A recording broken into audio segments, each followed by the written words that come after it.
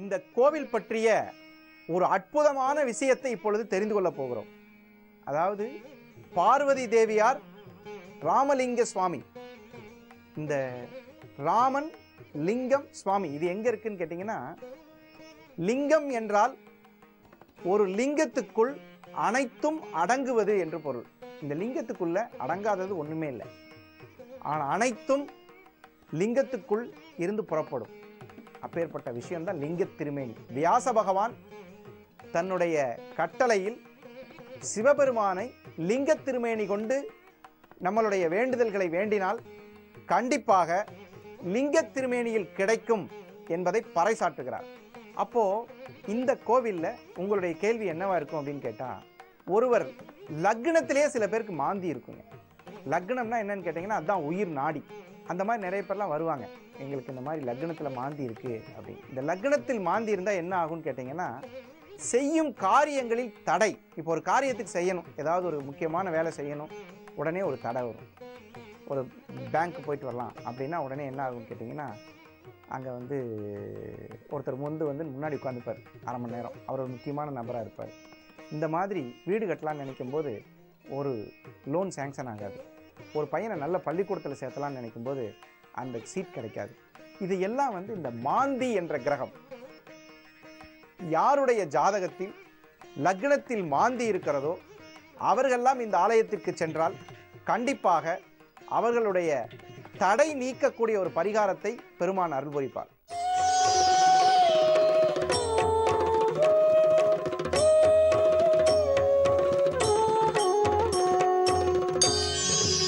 त्रिदलं त्रिगुणाकारं त्रिनेत्रञ्च त्रियायुधं त्रिजन्म पापसंहारं एकबिल्वं शिवार्पणम् त्रिशाखैः बिल्वपत्रैश्च अच्छिद्रैः कोमलैः शुभैः तव पूजां करिष्यामि एकबिल्वं शिवार्पणम् कोटिकन्या महादानं तिलपर्वतकोटयः काञ्चनं शैलदानेन एकबिल्वं शिवार्पणम् काशीक्षेत्रनिवासं च कालभैरवदर्शनौ प्रयागे माधवं दृष्ट्वा एकबिल्वं शिवार्पणम् इन्दुवारे व्रतं स्थित्वा निराहारो महेश्वरा नक्तं हौष्यामि देवेश एकबिल्वं शिवार्पणम् रामलिंग प्रतिष्ठा च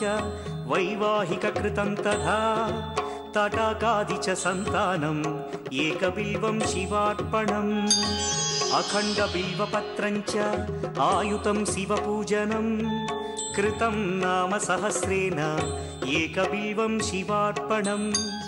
இந்த லக்னத்தில் மாந்தி எல்லாருக்கும் தெரியும், ஜாதகத்தை பார்த்தாலே தெரியும், அது ஒன்றும் பெரிய கஷ்டமான விஷயம் கிடையாது. 12 கட்டத்தில் லக்னத்து மேலே மாந்தி இருக்கிறார். அதிலும் குறிப்பாக லக்ன சுவாமி உட்கார்ந்த நட்சத்திரத்திலேயே மாந்தி உட்கார்ந்திருந்தா ரொம்ப தடை இருக்கும். இந்த தடை நீக்குவதற்கு ராமலிங்க சுவாமி அருள் பாலிக்கிறார். இப்போ பார்த்தீங்கன்னா, ராமபிரான் தன்னுடைய பிராட்டியை தேடி செல்லும் பொழுது தடைகள் நிறைய இருந்தது. அப்பொழுது ராமநாத சுவாமியை வழிபட்டு அவருடைய பிரச்சனைகளிலிருந்து விடுபட்டு இந்த ராமநாத சுவாமியை தரிசனம் செய்தது போல் இந்த ராமலிங்கேஸ்வர சுவாமியை தரிசனம் செய்வதால் வாழ்வில் ஏற்படக்கூடிய தடை நீக்கக்கூடிய கருணை கடலாம் கருணாமூர்த்தி, சொற்றுணை வேதியன் ஜோதிவானவன் என்று சொல்லக்கூடிய வேதங்களுக்கு வித்தான சிவபெருமான் நம்மை தடைகளையும் கொடுத்து தடையை தாண்டி என்னை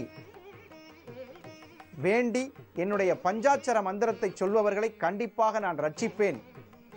இந்த சிவபெருமானை பற்றி வேண்டும் பொழுது ஒரு சிறிய விஷயம் நம்ம தெரிஞ்சுக்கணும்.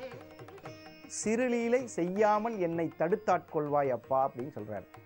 அதாவது கண்ணப்பனுக்கு கொடுத்த மாதிரி கஷ்டமெல்லாம் கொடுத்தா நம்மளாம் என்ன ஆகும்? அதனால சிறுலீலை செய்யாமல் சிறிதேனும் தயவோடு என்னை அருள்வாய் அப்பா. அதாவது கொஞ்சோண்டு தயவு பண்ணாலே போதும் பெருமான். அப்படிப்பட்ட தடை நீக்கக்கூடிய வள்ளலாக அந்த அவ்வளோ பெரிய ஆலகால விஷத்தை தன் கண்டத்தில் அடக்கிய பெருமான் இப்பொழுது நமக்கு தடை நீக்கும் வள்ளலாக கருணாமூர்த்தியாக இந்த ஸ்தலத்தில் ராமலிங்க சுவாமி என்ற திருநாமம் கொண்டு அருள்பாலிக்கிறார். उमया सह देवेश नन्दिवाहनमेव च भस्मलेपन सर्वाङ्गम् एकबिल्वं शिवार्पणम्